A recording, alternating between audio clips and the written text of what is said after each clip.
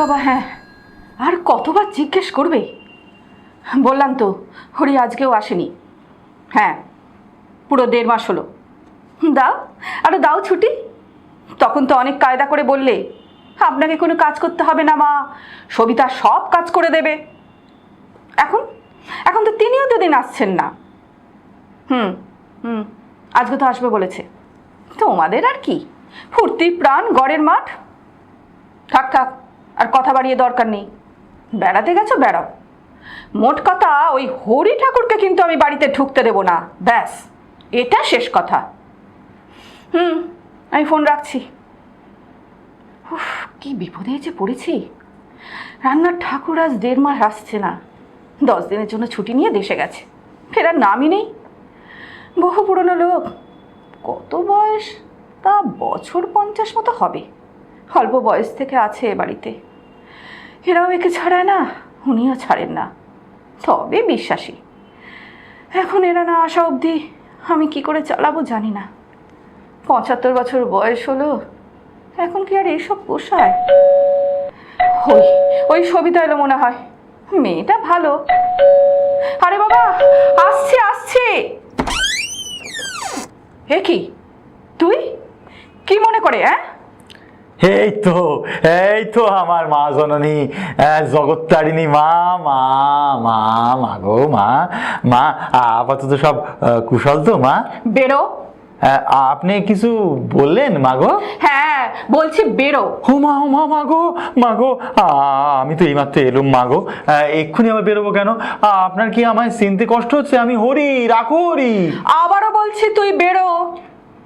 ওই আবার, এ ভগবান, কদিনের জন্য দেশে গেলুম, এর মধ্যেই মা জননীর এই অবস্থা হয়েছে, লোক চিনতে পারছে না। খুব চিনতে পারছি, হরে হরে চিনতে পারছি। যা বলছি তাই কর, বেরো। কি হলো, কি হলো? কানের মাথা খেয়ে বসে আছিস নাকি? এই বাড়ির দরজায় আসা পর্যন্ত তো কান ঠিকই ছিল মা গো, মা জননী, কিন্তু এখন মনে হচ্ছে একটু খারাপ হচ্ছে। বৃত্তান্তটি যদি একটু খোলসা করে বলেন। কোনো বৃত্তান্ত টিত্তান্ত কিছু না। এই বাড়িতে তুই আর ঢুকবি না। এবার কি কথা কানে গেছে? মনে হয় একটু গেছে, কিন্তু আমি কি দোষে দোষী মা যে আমায় বাড়িতে ঢুকতে দেবেন না? একদম ন্যাকা সাজবি না বলে দিচ্ছি। আবার হাসি হাসি মুখ করে জিজ্ঞেস করছে কি দোষে দোষী। আর কি পেয়েছিস? ওই একটা প্রবলেম মা গো আমার। মা, সব কথা আমি এসে কই, হাসির কথা, দুঃখের কথা, রাগের কথা, ভালোবাসার কথা। থাক, আর ভালোবাসার কথায় দরকার নেই। তুই এখন বিদায় হবি কিনা বল। মা জননী, ও মা গো আমার মা, আগে তো হাসির কথাটা শেষ করি, তারপর তো বিদায়। হ্যাঁ, কি যেন বলছিল মা? ওই হাসি মুখের কথা। তো আমায় ডাক্তার বলল যে সভ্যতা হাসি মুখে কথা বলা এ খুব খারাপ অসুখ, মানুষকে খুন করতে গেলেও হাসি মুখে করবো। কি ভয়ঙ্কর কথা কয়েন তো মা জননী। আরে, এ তো মোটে কথাই শুনছে না। এ বাড়িতে তোকে আর আমি ঢুকতে দেবো না। এই কথাটা এখনো মাথায় ঢুকলো না? না, মাথায় ঢুকেছে, কিন্তু কার্যকারণটা কিছুতেই বুঝে উঠতে পারছি না। আসলে অনেক সকালে বেরিয়েছি তো, ঠিক মতন চা খাওয়া হয়নি, ওই বেরেনটাও আমার ঠিক মতন কাজ করছে না মা। সবিতা, আমাদের একটু চা করে দিবি বোন? আমারটা করা, আজ মা জননীরটা একদম হালকা। তুই তো সবই জানিস, দে না ভাই। সবিতা নেই। সবিতা নেই? মা জননী, কি সংবাদ শোনালেন মা? আমাকে সবিতা নাই? আমি মোটে কদিনের জন্য দেশে গেছি, এর মধ্যে এই অঘটন। আমি তো বিশ্বাসই করতে পারছি না। আর তো সহ্য হচ্ছে না। হবে নাই তো মা জননী, সবিতা নেই, কথাটা কি সহ্য করা যায় রে? সবিতা রে, তুই চলে গেলি বোন, আমি কি করে একা চা খাবো রে বোনটি? তোর যাত্রা থামাবি? আমার কিন্তু মাথা গরম হয়ে যাচ্ছে, বলে দিলুম। আপনার কি আচরণ মা জননী? সবিতা নেই, এই খবরটা শোনার পর আমার কি হাহাকার ছাড়া আর আপনার যাত্রা মনে হলো? আপনি বলেন, হে ভগবান। একদম চুপ। তোকে কি আমি বলেছি যে সবিতা মারা গেছে? না, তা বলেননি মা, কিন্তু আপনি তো নেই বলেছেন মা গো। তা নেই মানে মরে যাওয়া? ও বাড়িতে নেই, সেই কথাটা বলেছি। ও তাই বলবেন তো, বাড়ি নাই তাই বলেন।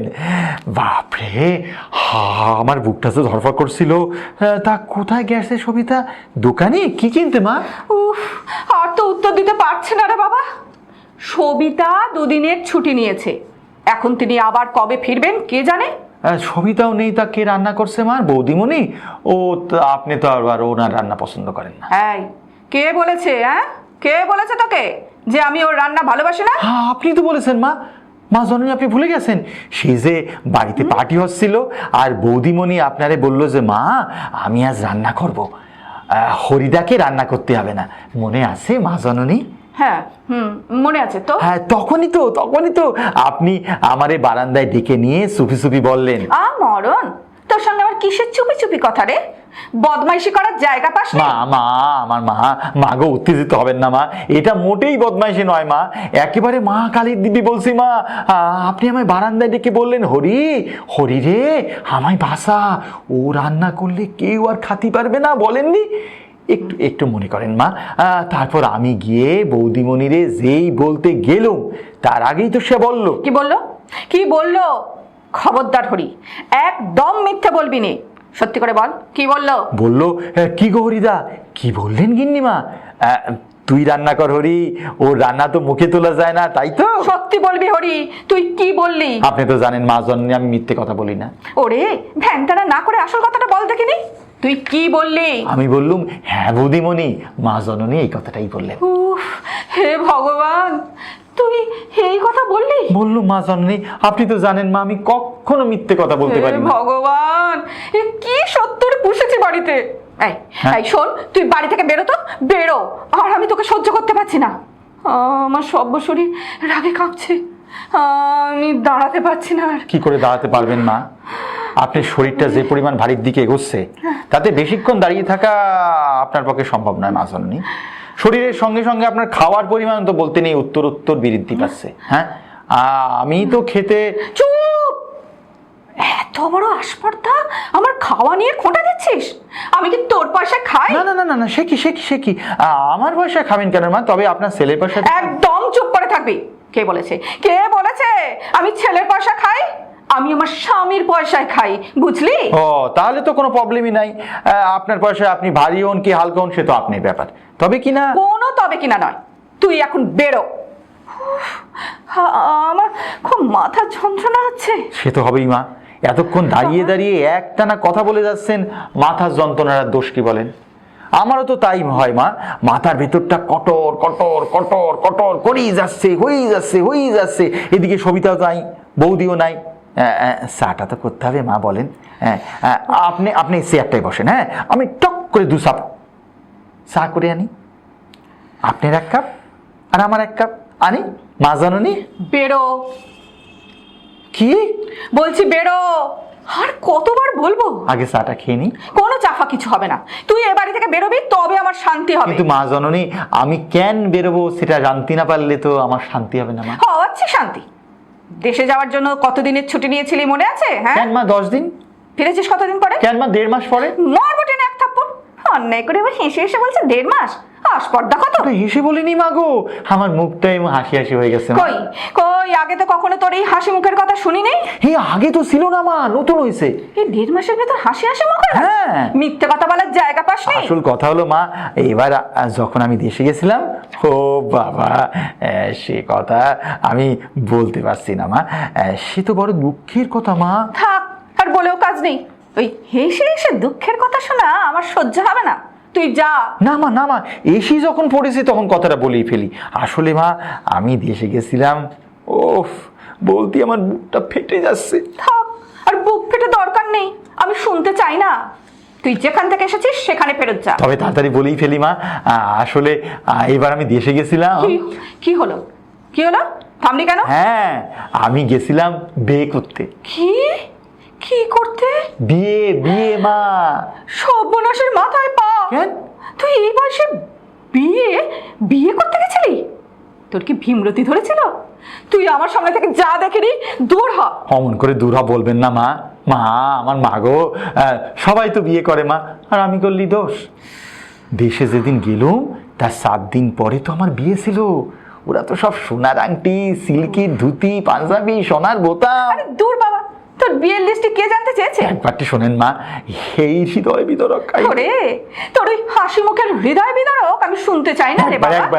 একবার মা গো, আমার মা গো। হ্যাঁ, শোনেন, আমি তো সেজে গুজে, মুখটা এমন বাঁকাবেন না মা। বিয়ে করতে গেলে তো সাজতে হয় মা, বলেন আপনি। আমার তো কেউ নাই, আপনি তো সবই জানেন। শুধু একটা কাকা, তার ছেলে।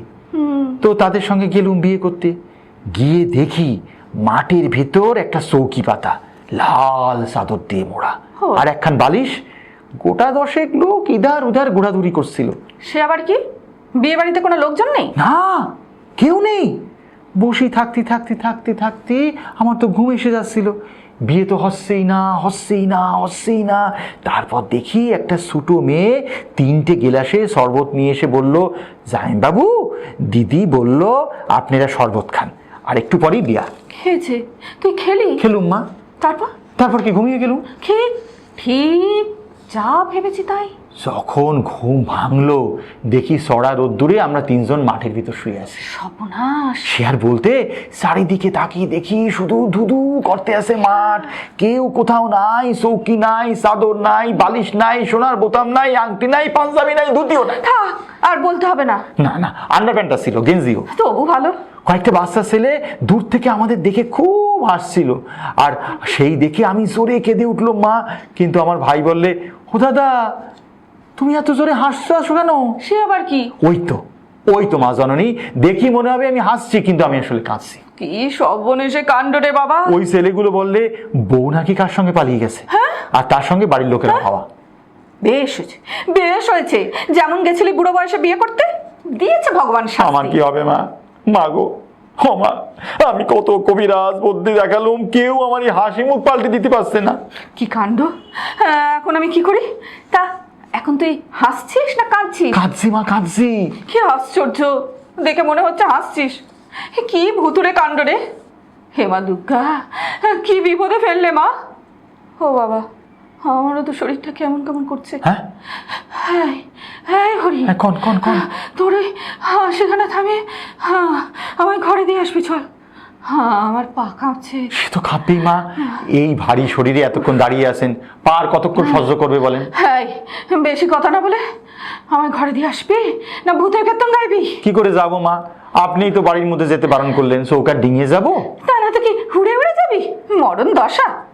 চল, এখন হাসছিস না কাঁদছিস? হাসার চেষ্টা করছি মা।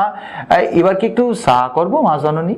হ্যাঁ, এইবার যতক্ষণ না চা তৈরি হয় ততক্ষণ এক নাগারে বলে যাবি, যেমন কম্ম শাস্তি তেমন। কই বল। এখান থেকেই বলতে যাবো মা? হ্যাঁ, এবার বল, যেমন কম্ম শাস্তি তেমন। বল, বলতে চলে যা, বল। তাহলে স্টার্ট করি। হ্যাঁ, কি জানো? ও, যেমন কম্ম শাস্তি তেমন। যেমন কম্ম শাস্তি তেমন। একদম বলতে। যেমন কম্ম শাস্তি তেমন। একেবারে চা নিয়ে এসে থামবি। যেমন কম্ম শাস্তি তেমন। যেমন কম্ম শাস্তি তেমন। যেমন কম্ম শাস্তি তেমন।